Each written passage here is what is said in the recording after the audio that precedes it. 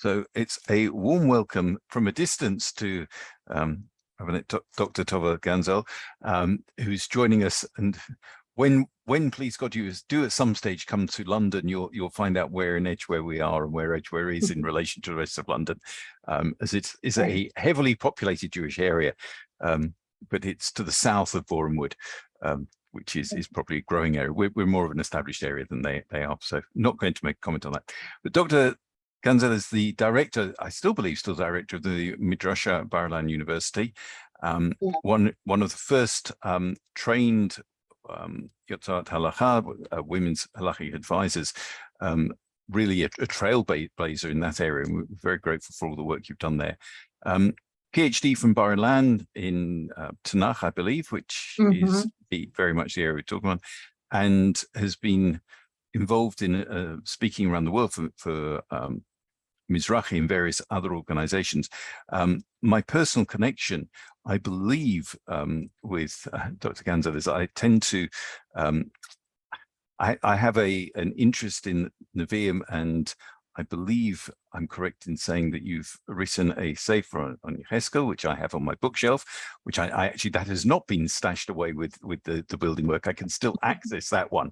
Thank you. So, very appropriate, I thought, to when we're dealing with Nevi'im over the course of Elul Tishrei. I thought it was totally appropriate to invite Dr. Ganzel to speak. And the topic is, as in front of us on the screen, a prophetic model, Habakkuk's appeal to Hashem, which Ian and I were discussing beforehand, saying we're intrigued to know what you're going to say about this. It's not one of the Nevi'im that is familiar to everyone, but certainly an important novel that we need to learn about. So over to Dr. Ganzel, we look forward to hearing from you. Thank you so much. That was a very nice introduction. And let's just move on. I will just say by passing that I have left my position as the head of Midrash. I still teach there, but I've moved on to the Jewish faculty department in Bar-Ilan. But anyway, I will go on straight ahead to Habakkuk.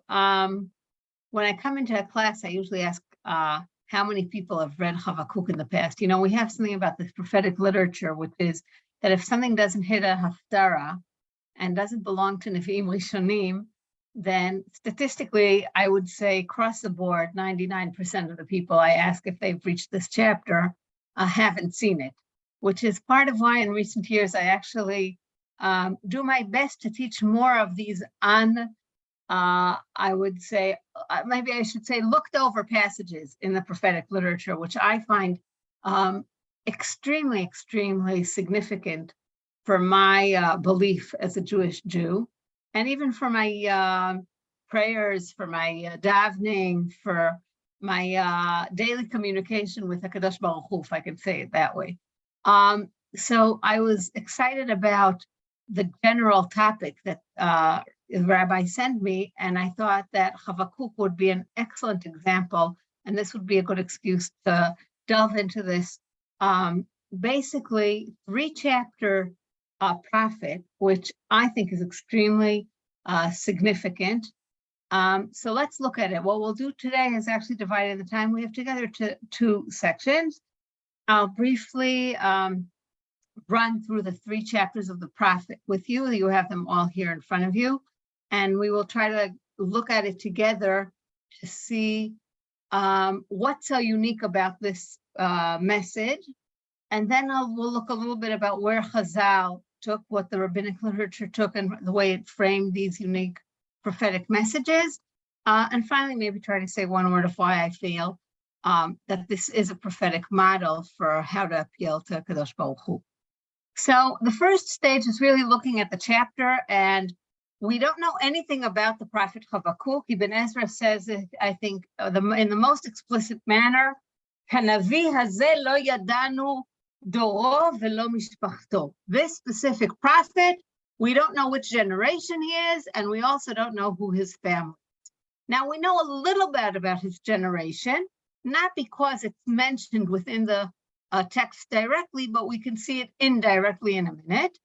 But it's obviously true that we don't know which generation exactly he's from, and we also have no idea which family he's from.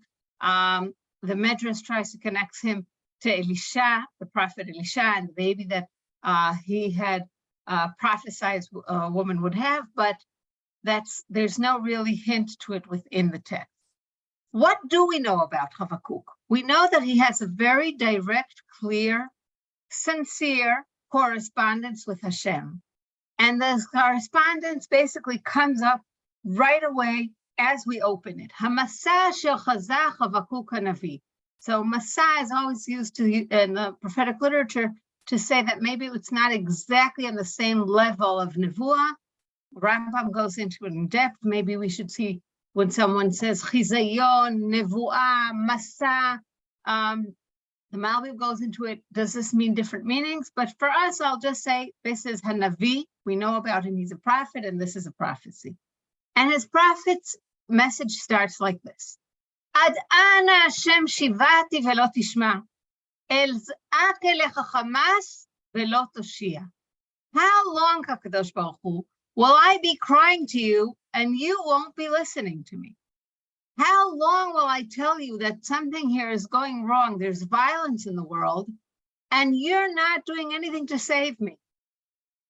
He goes on, Lama tireni aven ve'amal tabit, v'shod v'chamas lenegdi, v'hiriv u'madon isa. Why do you see what's happening around me? And see how things here are done in a way that's not straight, that's not honest, that's not the way we expect God to lead this world. V'shod v'chamas lenegdi. There's violence around me. V'hiriv u'madon isa. What I see around me is basically people arguing and fighting and having quarrels. I don't see anything in the way that you lead this world to be on a level or on a stage that is what I would expect from a godly way of leading a world. Now he goes on, and he has another passage. Al ken tafug Torah velo yatze lanetzach mishpat. Because I see so much misjustice done in the world, I see an outcome. You know what the outcome is? People don't believe in God. Velo yatze lanetzach mishpat. And justice doesn't come out. It's not obvious that there's a way to be led in this world by HaKadosh Baruch Hu that's honesty. Ki rasha machtir et ha'tzadik. And as an outcome, I see that evil people or wicked people are deciding who's a tzaddik. Al ken yitzeh mishpat me'ukan. And when the rashaim get to be the ones who appoint judges and to appoint and decide for us who are the good people and who are the bad people, obviously no justice is made. Now, this is really, I would say, a call of Habakkuk, the prophet, from the bottom of his heart, looking around at the world around him and thinking to himself, something here is not going the way I expected God's world to be ruled. Now, these are the first 4 psukim of the book. The next group of psukim, the next from Pasuk Hey to Pasuk Yud, from Pasuk 5 to Pasuk 10, are a group of psukim where he gets an answer from Hashem. Now look at his answer. First of all, how do I know this is where the answer of Hashem starts? Not because of Pasuk Hey, because of Pasuk Vav. The following Pasuk says, Ki hineni makim et hakasdim. So if God says that he's about to bring the kasdim is another term for Babylonians. If he says that he's going to bring the kasdim, the Babylonians, then that's obviously someone talking in first beguf rishon. Then that means in first person, that means that it's Hashem, and he's the one who can bring the kasdim. I want to stop a minute to look at that pasuk just to say something about the historical background, because I said, as Ibn Ezra told us at the out front, we don't know when this prophet prophesied, and we have no idea who he was. But we do know from this pasuk, from Pasuk Vav, that he came before the Kasdim, before the Babylonians ruled in this area, in Yehuda. So if we try to figure out something about the timing based on this pasuk, and we know that the Bavlim ruled from 605 BCE, that's exactly or just about 20 years before they destroyed Beit HaMikdash in 586 BCE, then we're looking approximately at, I don't know if it's 10 or 20 or 30, we'll go back to that, but a few decades before Beit HaMikdash was destroyed, and a few decades maybe, or a few years before the Babylonians ruled. If that's the case, if God's reply to the Navi is that soon the Babylonians will come, then it gives us something more about understanding the world that within it Habakkuk is prophesizing. He's prophesizing, apparently, in a world where the ruler of the empire is the Assyrian Empire. Why is this not surprising? Because the Assyrian Empire was a very strong empire, and it ruled for a few hundred years. And it was the empire that exiled the 10 tribes at 722 BCE. That's approximately about 150 years before the Babylonians came to the area. This was an empire that everyone looked at as the strongest god of the world. The empire was called Ashur. Their god was called Ashur. And as we know just from learning the book of Melachim and the book of Divrei Yamim, and to many chapters of Yeshayahu, Micha, Amos, Hosea, all these chapters of prophecy were all written during the more or less 9th or 8th century BCE, when the Assyrian Empire was ruling the world. So we can understand that if Habakkuk is looking around in a world where the Assyrian Empire is so strong, he feels that this does not do justice to Hashem. He feels that something isn't working for him. That's why he looks and he says, everyone looks around and it does not seem at all like justice is being done. Now, if you think I overread a little bit in his question, let's see the response. And I think that gives us a fuller picture. As I said, his response starts in the 5th pasuk. Re'u v'goyim ve'habitu. God tells Habakkuk the following. Look around you, look at the nations. Ve'itamu tamau. And you should wonder, you should be amazed, you should stop and think about it for a minute. Don't jump to conclusions. Ki pol poel b'imechem lo ta'aminu ki esupar. And now God tells him, something's going to change. Something's going to happen. Something's going to change that you won't believe it. It seems like something you can't anticipate. What seems something like something you can't anticipate? Something that'll change all of a sudden the whole setting around you so dramatically that you'll be caught off guard and you'll be surprised. Pasuk Vav, which we quoted before. Ki hineni makim et hakasdim. The Babylonians will come. They'll conquer the Assyrian Empire, which has been here for hundreds of years. Hagoy hamar ve'hanimhar. This bitter nation is going to come, and the Parshanim, the commentators, argue, who's Hagoy hamar ve'hanimhar? Is this a description of the Bavlim that are going to come quickly, or is this a description of the Assyrians that have been so fast and have been hard to conquer? Either or, what we're talking about is the Babylonians taking over for a world that's been stable for hundreds of years now, with kings that you've probably heard of, Ashurbanipal and Asarchadon and Sancheriv, with a very strong Assyrian king. The Babylonians will come, they'll reach this area, they'll reach areas which today look to you like they're impossible for them to be part of their empire. Now he goes on, he doesn't end here, and he says, Ayom v'norahu, mimenu mishpato useto yetze. Now we have a question, who exactly is being described in this pasuk 7? But apparently, what he's basically describing, I mean, it could be either the enemy of, again, the Babylonians or the Assyrians, but apparently he's describing the Babylonians that will come and conquer the Assyrians. Both are not a way for that the Am Yisrael would anticipate for God to rule the world. But it's very clear that we're talking about a dramatic change that no one can anticipate.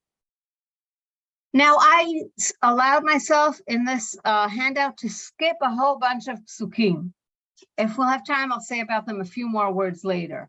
I'm skipping the end of the first chapter, which goes on a little bit, because I want to go on to the beginning of the second chapter, where we can see Habakkuk's reply to Hashem's reply, meaning we have a dialogue here. We started with Habakkuk's call to God that something's not happening the way he anticipates the world to be run. We see God's reply. God's reply is, things are going to change dramatically. Don't jump to conclusions. Things will change in a way that you can't even anticipate them now. The Assyrian Empire will not rule like they think forever. And then comes Habakkuk back and says, in Hebrew we would say, not Hebrew, maybe Yiddish, we would say a really chutzpahdik answer. He answers, instead of saying, thanks Hashem for replying and for telling me that I don't see the whole piece, he tells him, Al mishmarti moda. Okay, I heard you. I'm standing and watching. Ve'et yatzva al matzor. Okay, I'll stand, I'm looking, I'm waiting. Ve'atzapeh lir'ot ma yedaber bi u'ma ashiv al tochachti. Okay, I heard you. Now I'm going to wait to see. Let's see if this is actually what happens. Meaning, he really is like looking at Hashem and he's saying, okay, you're promising that there'll be something different, that I'll be surprised, that all of a sudden there'll be a switch or there'll be a turn. Fine, I'm going to wait to see it. Now, we'll get back to this pasuk soon when we reach the Gemara, so hold it in mind. But God doesn't give up on Habakkuk after he answers such an answer. And look at verse 2 where God answers him again. So we had Habakkuk, we had God's reply, we had Habakkuk saying, okay, let's see. And then we have Hashem here again. What does Hashem say? Vayaneni Hashem vayomer, ktov chazon uva'er al haluchot, lema'an yarutz koreh bo. Okay, fine. Write this down. Have every single word in this vision written on a tablet in a way that's very transferable, that everyone could read. Meaning, it's like saying, record me, or take my word for it, or I promise, or, let this be extremely transferable so everyone can see exactly what I'm promising. And let's see what happens. And then what does he say in the third pasuk? Ki od chazon lamoed v'yafeach laketz v'lo yachazir.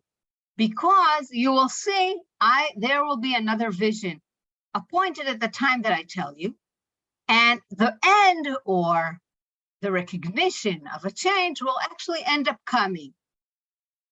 And if you end up waiting for it, don't worry. Why?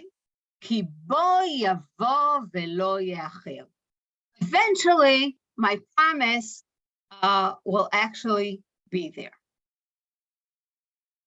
He says one more very important pasuk here. He says, this is pasuk 4. It's a hard pasuk to translate, but hinei upla lo yashra nafsho bo. Okay, we don't know exactly what's upla, if it's talking about the Babylonians, or if there are different ways to explain this hard word in Hebrew, but I will say, apparently he's saying something about the Babylonians that'll eventually come. V'tzadik be'emunato yifti, and he wants to say, but a tzaddik shall stay with his belief. I'll say just one word by passing that in modern Hebrew, we have, if you open the dictionaries, there's an expression based on this pasuk that's called ve'ish be'emunato yichyeh. And it's very characteristic of our postmodern world to give up on a judgmental sentence like, ish be'emunato yichyeh, but I would say that in this world where we don't want to say these are good or bad people, I don't say we, but the common knowledge in Hebrew uses this by saying ish be'emunato yichyeh. When you say ish be'emunato yichyeh, you're saying the same sentence, meaning each person could live believing in whatever he wants or prefers, and you're not saying something judgmental about the fact that they're tzaddikim and rasha'im. So that's a common Hebrew today, very, very postmodern. But in the prophetic literature, obviously they're tzaddikim and they're rasha'im, especially here when he's asking about why are rasha'im ruling the world. And he wants to know, and the prophet is told to say, tzaddik be'emunato yichyeh. If you really believe, you should continue believing. The third and last, again, I'm going to allow myself to skip some of the psukim, which are interesting, but I want to move on. And I want to move on to the third chapter. The third chapter says, Tfilah leChavakuk hanavi al shigyonot.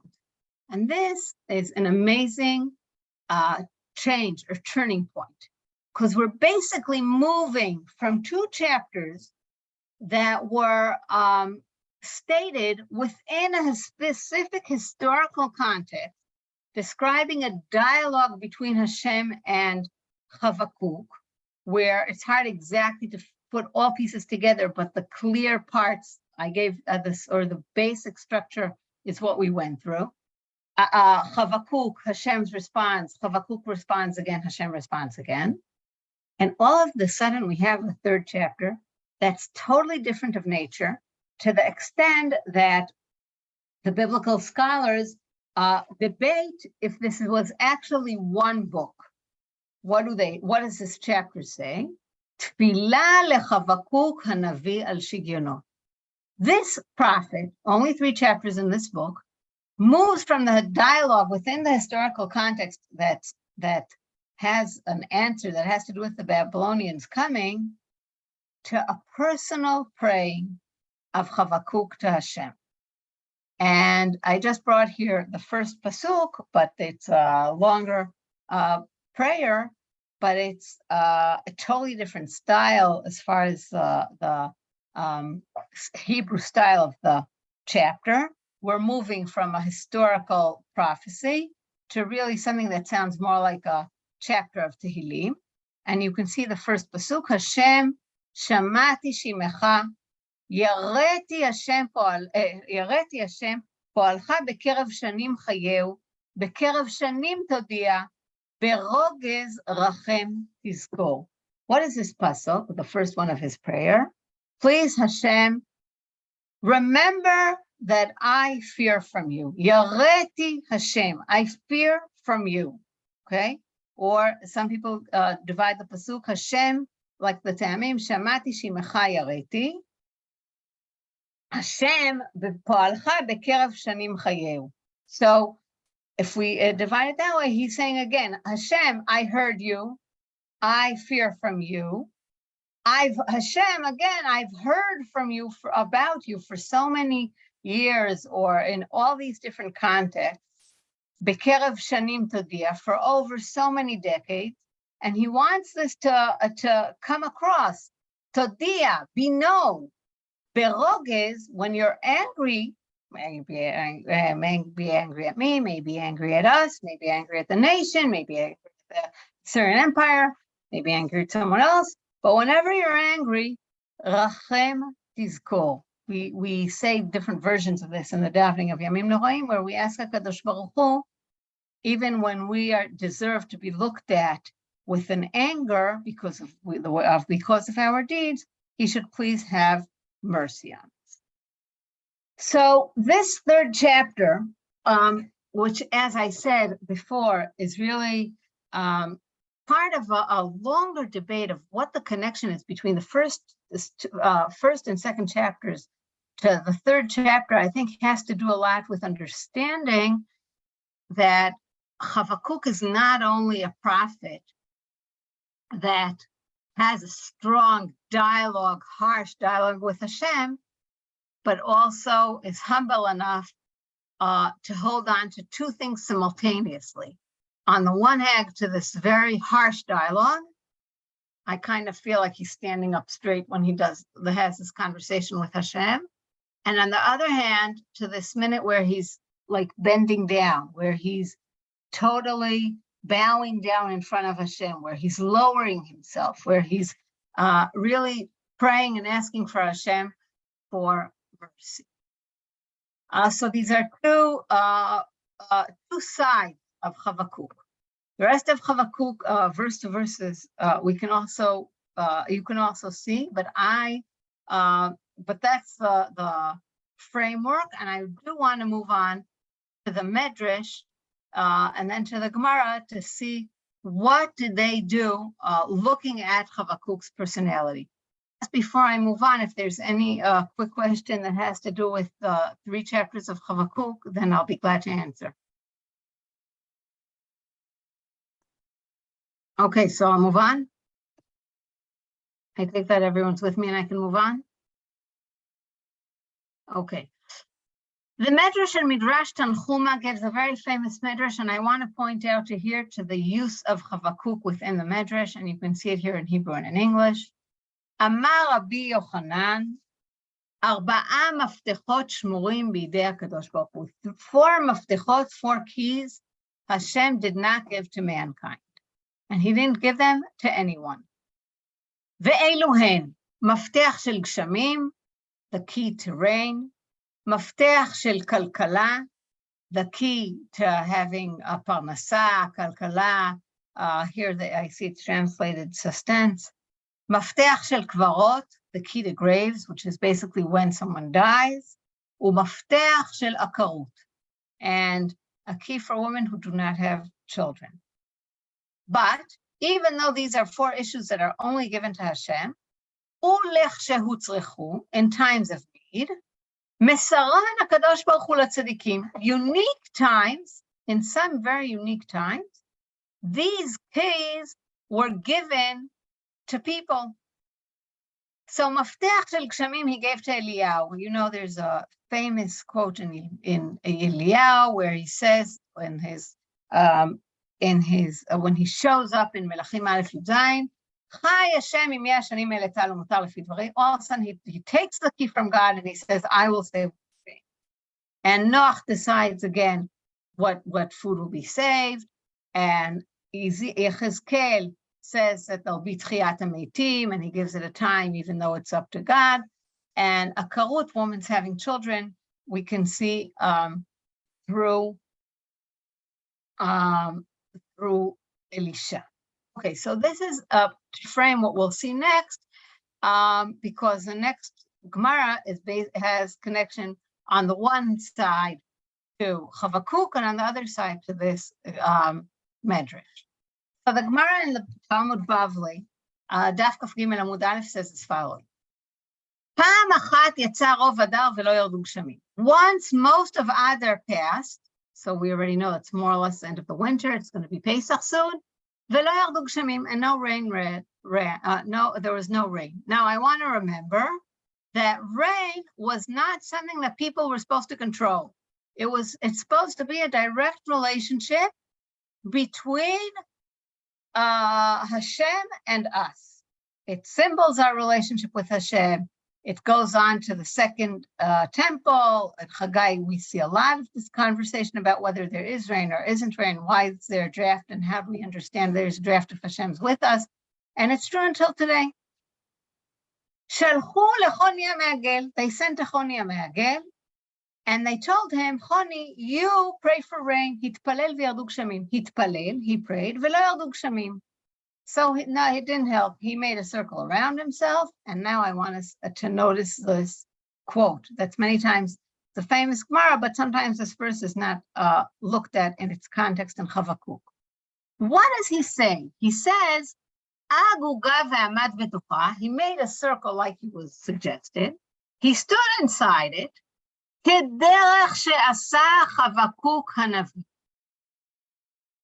Following his teacher, his Moreh, his rabbi. Who was Choni HaMe'agel's rabbi? Habakkuk.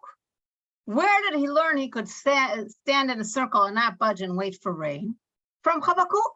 Habakkuk said, as we saw at the beginning, right? Al mishmarti e'emoda ve'etyatzva al matzor.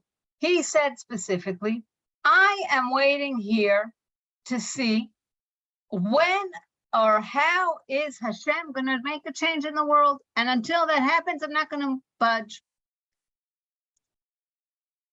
Now he goes on, and what does he say? Amar lefanav ribono shel olam, panecha. I'm in the second paragraph. I'm not doing this for myself.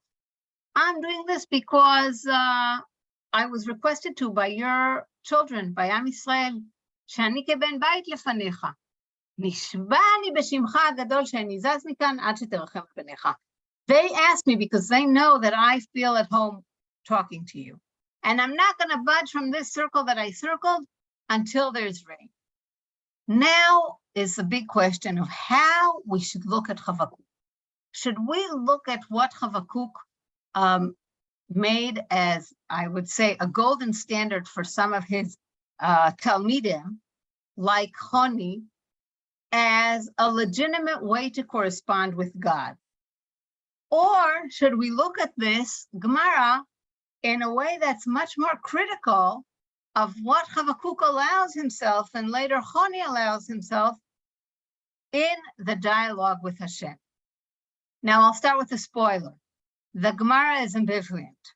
There's no one answer in the Gemara. We can really, I think, see both voices, and they're important because then when we'll go back to Habakkuk, and we'll see that I framed the class of prophetic model, Habakkuk's appeal to Hashem. When I wrote that title, I basically meant to say, and here's the second spoiler, Habakkuk's model is not a clear-cut model. Habakkuk's model is a model we can debate whether is this really a model. And if it's a model, are we looking at chapter 1 and 2, or are we looking at the third chapter, chapter 3, where he prays? And are we looking at the relationship between chapter 1 and 2 and chapter 3, where he prays? And if we're looking at chapter 1 or 2, in what glasses should we be wearing when we judge what we should learn from the first 2 chapters of Habakkuk and the correspondence with Hashem, from the way Honi, I would say, stepped on into this model and worked his way with it. So for beginners, I would say that apparently, at least from the Gemara, this is not a way for everyone, because they don't all stand there in circles and start calling God. They refer to Honi, and they look at Honi and they say, you're the one who could make a circle here and really suggest such a conversation with Hashem. So that already might be a beginning of an answer. But then let's also see at Hashem's response.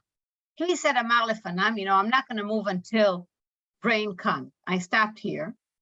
It started to rain. אמרו לו תלמידיו, רבי ראינוך ולא נמות. כדומים אנו שאין גשמים יורדים, אלא להתיר שבועתך. So, okay, the rain started it started raining, but the rain that came was such small drops that it wasn't really any response to what they wanted. So the students came up and told him, this isn't the rain we wanted. It sounds like you got a response from God, but this response is so minimal, it doesn't take us in. So he went back to God and he said, Lo kach shalti, this was not the rain I asked for. I wanted real rain. Yardu bezaf. So a ton of rain started coming down. Ad shekol tipa v'tipa kim lo pi chavit. And we can see here an expression saying that it was so much rain that it was that every little drop was like a huge, like a was like taking, I don't know, a carton of milk. It was like every single drop of rain. Again, this medrash could be learned in more depth, but I want to read it just through the eyes of Habakkuk for now. So basically, there's a lot of rain. The students come back and they tell him, This is not the rain we want. This rain will destroy the world. He went back to God and he said, finally, the rain came in the right measurements.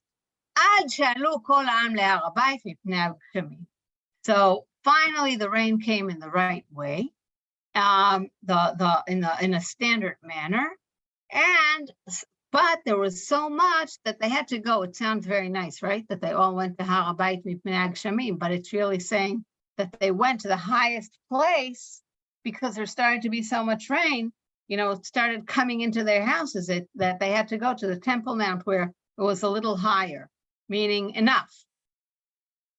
Amru lo Rebbe, just like you asked for it to rain, please ask for it to stop. Amar lehem kach mekubelani she'en mitpalelim al rosh Tova. Sorry, my tradition is that you don't pray when you get too much good. Al ken kar'u af al pi chen haviu li paroda. You don't want me to stop the rain, but still bring me a sacrifice. I'll put my hands on it. Amar lefanav ribono shel olam amcha Yisrael, and then he prays again. I'm going through this briefly. Please have the rain stop. And the rain stopped. Miyad nashva haruach v'nitpazru ha'avim. Okay. This is where it's usually finished, this story. But I want to stop and go back and go on to the next sentence, which I think is very, very important here. Shalach lo Shimon ben Shatach. Shimon ben Shatach went to Choni. And what did Shimon ben Shatach have to tell Choni? He told him, Ilmale Choni ata gozrani alecha nidui. If it wasn't because your name is Choni, I would actually now put you in Chayrim. You would not be part of our community anymore. שאילו שנים כשני אליהו, שמפתחות של גשמים בידו של אליהו, לא נמצא שם שמיים מתחלל על ידך. And now he tells him very, very clearly, that this was not supposed to be in the eyes of Shimon ben Shatach, something that man should do, or the kind of correspondence that general people should have with Hashem. But he tells him, apparently you, Choni, are like two people and I have nothing to do about it. You are like Eliyahu, that we saw in the Medrash before Hashem gave the key of rain to, and you are like Habakkuk, meaning you're such an exceptional person that I can't tell you that this was not legitimate kind of way to correspond with Hashem. Now, what do we actually see here from this comparison between Choni that's compared to Habakkuk? We see exactly, I want to go back to the first pasuk of the book, exactly this. Ad ana Hashem shivati velo tishma, ez'ak elecha chamas velo shia. I'm going to stand here now, but I'm standing and waiting for you to respond. And then the first pasuk in the second chapter, al mishmarti e'emoda ve'etyetzva al matzor ve'etzapeh le'ot ma yedaber bi. It's this exact, I would say, standard that he is imitating. And he's basically telling him, you are unique. You can correspond with Hashem in a way that most of us can't. Or basically he's telling him, Habakkuk standard is not a golden standard for everyone. Now again, if I would stop the quote here, we would say, okay, it's not a golden standard for everyone, but it's a fine standard for Gdolim. Who are Gdolim here? Our Gdolim here are Habakkuk. He walks in the paths of Eliyahu and Navi, and now we also know it's Choni HaMe'agim. But let's see the following sentence of Shimon ben Shatach here. אבל מה אעשה לך שאתה מתחטא לפני המקום ועושה לך רצונך? What can I do with you? You stand there in front of HaKadosh Baruch Hu, you don't move, you don't budge, you nag him, and he does whatever you want. Okay, now look at this comparison. כבן שמתחטא על אביו ועושה לו רצונו. It's like a son who goes to his father and he nudges his father, and his father does everything he asks for. ואומר לו, Abba, הוליכני לרחצני בחמית, take me to have a hot bath. שטפני בצונן, now take me to have a cold bath. תן לי אגוזים, please, with no please here. Give me some nuts. שקדים, almonds, אפרסקים, peaches, רימונים, pomegranates, ונותן לו. ועליך, כתוב אומר, ישמח אביך ואימך ותגל יולדתך. So now we can already see that there is criticism in this relationship that Choni has with Hashem. On the one hand, he does not deny that this is a very unique and special relationship, a relationship of a father and a son that can really build on his father, that he knows he'll always be there for him. But on the other hand, he's also described as this very, I don't have a word that's more mild down and a little bit more sensitive, but I would say spoiled son that goes around asking for his father from everything. And his father just can't refuse him. The answer no is not an option on the table. And the way he says it, אתה מתחטא לפני המקום ועושה לו רצונך כבן שמתחטא על אביו ועושה לו רצונו. And he does not say it in a respectable manner. He says it in a way that says, no. This is not the relationship we have with our parents. Our parents also know how to say no sometimes, except you can't accept no for an answer. So in the relationship you have with God, that you can stand there asking for something, but it's not a golden standard, not even for leaders. Which takes me back for a minute to Eliyahu. I kind of read the passage here in Midrash Tanchuma by passing, but the question whether here in this sentence, what Eliyahu said to Hashem, Chai Hashem im yashanim eletar umatar ki im lefi dvari, was legitimate or not, and to what extent did he do it as a messenger from God, that during the time that there was so much avodah zarah in the days of Achav, there really shouldn't be rain until something radical changes, and that's what Hashem wanted. Or whether Hashem was really much more merciful for his people, and it was Eliyahu's, again, building on a relationship, taking the key that he really shouldn't have appropriated for himself, is also contradicted by the Parshanim. Some of them look at this pasuk in about Elisha and Melachim, about Eliyahu and Melachim favorably, and say Eliyahu saved the day, he was a messenger from God. But others look at these other commentators look at this pasuk saying this is exactly the place where Eliyahu did something that was not legitimate, and they look at the words ki im lefi dvari, Eliyahu using himself first, guf rishon, first person, as something that reveals that he was not respectable enough for Hashem. He was not working enough by Hashem, and if it was up to Hashem, there would be more mercy here, which has to do with Eliyahu's stereotype of being such a Kana'i.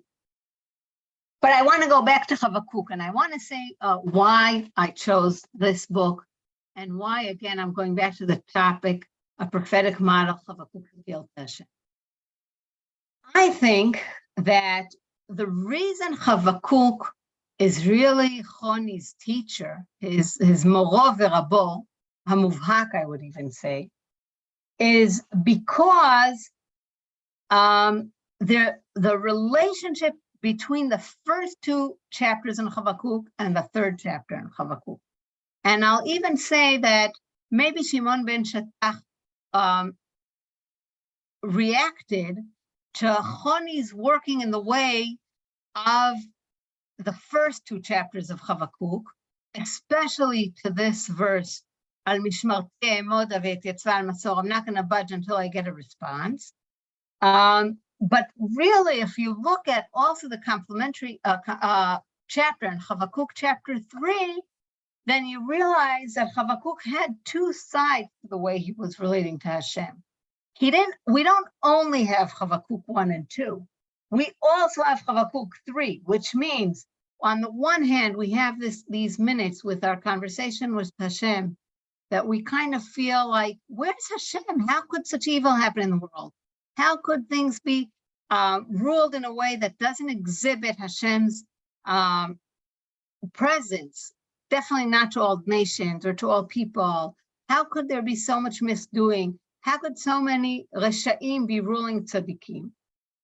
But on the same time, we also have this person of Habakkuk bowing in front of God, praying in front of God, telling him explicitly that at the same time that he's being so, I would say, fearful and being so direct, he also knows to stand back, bow, be there fearing from God, trusting God, praying, turning to him to mercy, to remember that he should be merciful in times of anger.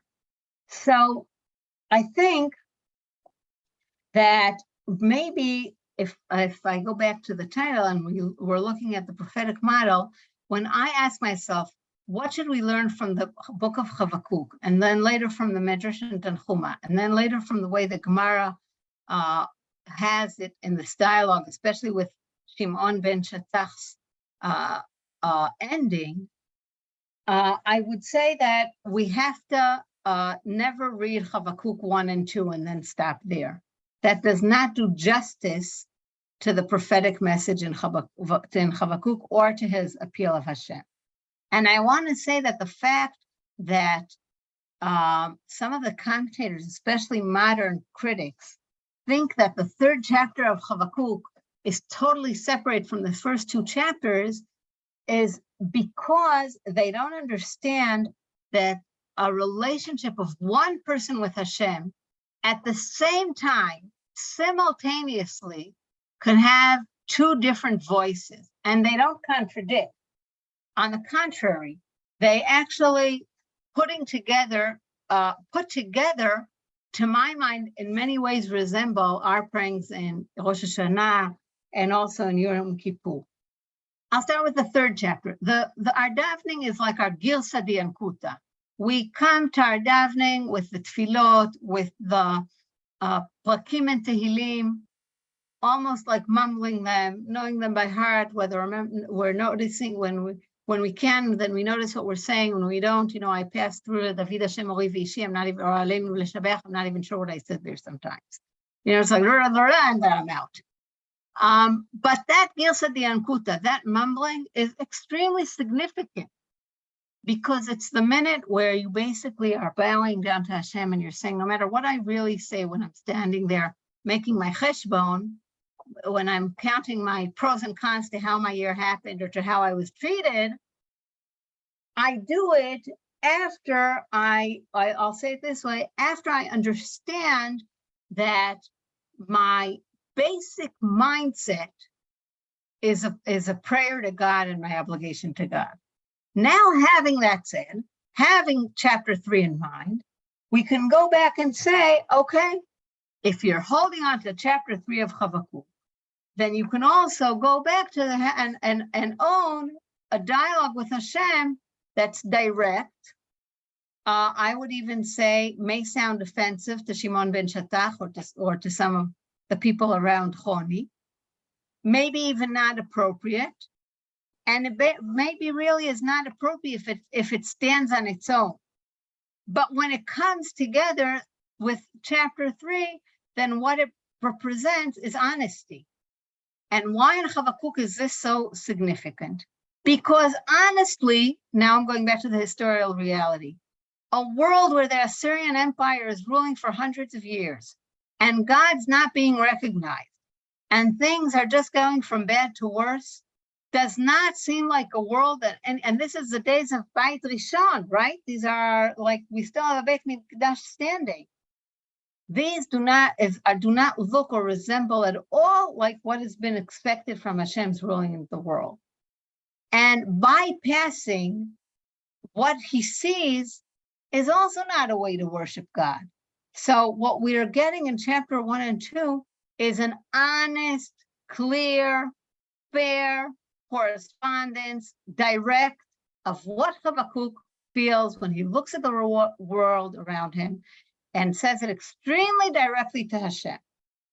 What we get when we put that together with chapter 3 is that our relationship should be really, on the one hand, honest, direct, sincere, have high expectations of Hashem, never lower our standards, not compromise our standards, and say the things directly. And if we feel injustice is made in the world, then talking about the injustice to God is an option.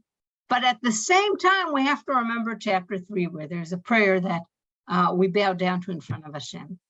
And maybe the reason Shimon ben Shattach was so upset with Choni, it might have had to do with the fact that he's only quoting the first 2 chapters. He's not quoting the 3rd chapter of the prayer, meaning he's responding to chapter 1 or 2, to this very harsh correspondence of Habakkuk with Hashem. And he's telling him such a correspondence is like a spoiled son to his father, not understanding we also can get a no sometimes, or there can also be limits sometimes. Now, what can I do? It works. I mean, we got rain now, and the spoiled son gets all his nuts and almonds and pomegranates and peaches. I mean, I'm not going to argue with you that bottom line, that option also brings results.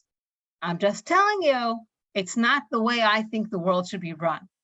And if we go back to the first example, which is Eliyahu, which is I would say the role model for this kind of conversation, then I think that it's not coincidental that the last prophecy we have of the last prophet in Malachi addresses Eliyahu at the end of the prophecy and says, "Ve'eshiv lev avot al banim." And he says, one day Eliyahu will come and he'll really bring back together fathers and sons.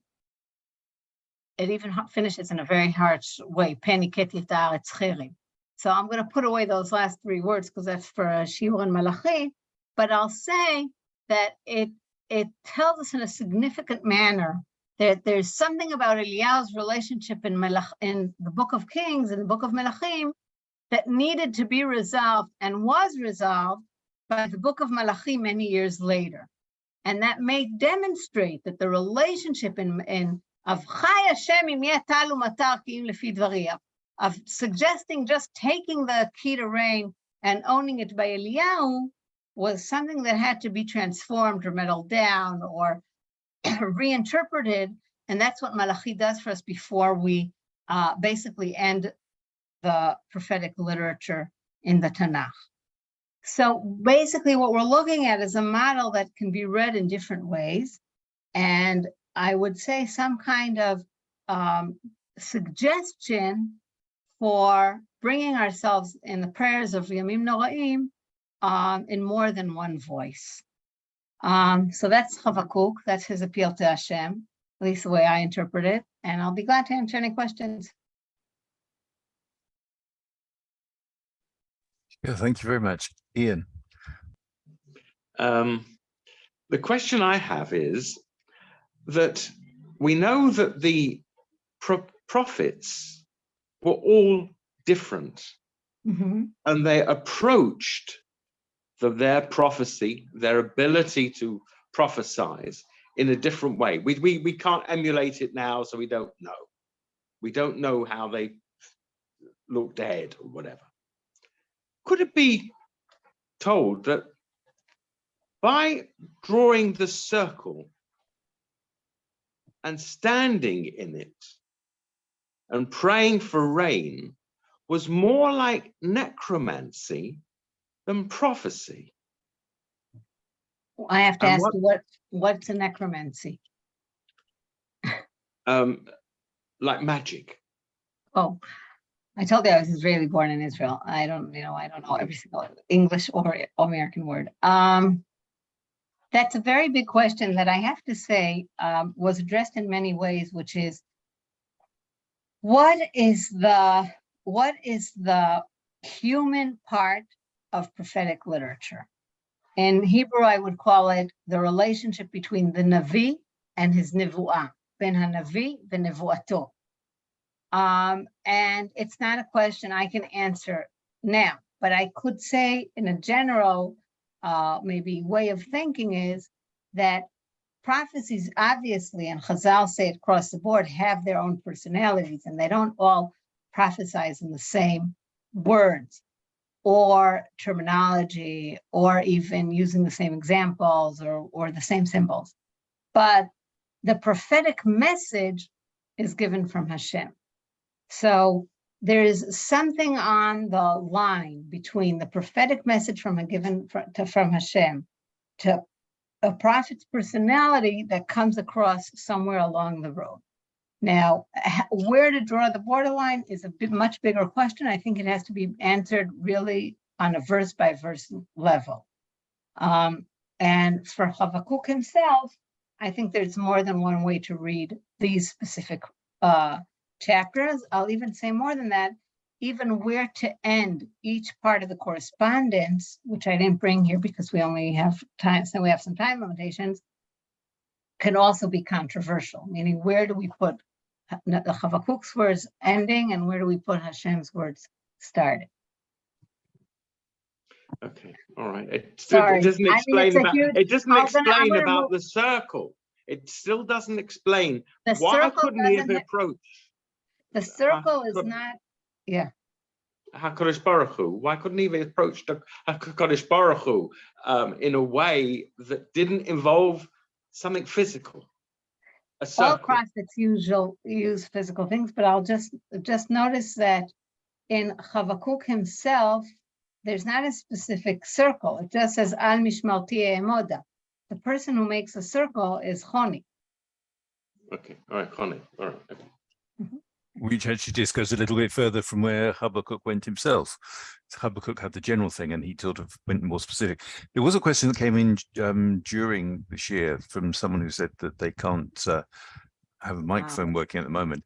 Just really a comment that why is Habakkuk venerated and held as a prophet by Islam, which is an interesting take viewed on what you said. I don't have an answer. I'm not Islam. I don't do Islamic research at all. I understand. And again, it seems again even more. Yeah, it seems a little bit peculiar, even based on what you've said as to how that would even fit in. I'm not even aware that Habakkuk was venerated, so I defer to Rav Gideon on that. Any other questions? But I know we're very close to running out of time, and I know it's quite late for Dr. Ganzel. What I want to say is, on a very simplistic way, that something I've taken about that, which may be a lesson for all of us, is we've got to look at the whole picture. We can't just take the edited highlights. Sometimes we actually have to look at the whole picture of things, and maybe that way, maybe that's my message that I'm going to walk away with and say, oh, you can see the edited highlights, you can see something else, but you've actually seen the whole thing, right. Chapters 1, 2, and 3, that you can actually put things into context, and only then can you appreciate that. So maybe that's going to be my personal message that I take away, to make sure that I understand everything and appreciate everything, or try to appreciate everything holistically rather than just take the edited highlights. I wish you, Tova, I wish you Shana Tova. Thank you so much for sparing time to be with us. I know it's incredibly late in Israel because it's now approaching 11 o'clock. And we will be over there with you as a Gila to come and learn from you, because that is what we try to do. But as a backup, we have Zoom, and as a further backup, maybe one day we'd invite you over to us if we haven't yet made it to you. But thank you so much for sharing. It's certainly left me with a lot of thoughts, and I'm sure you've left everyone else with a lot to think about. Thank you very much indeed. Thank you. Thank you so much. Shana Tova. Thank you. Thank you.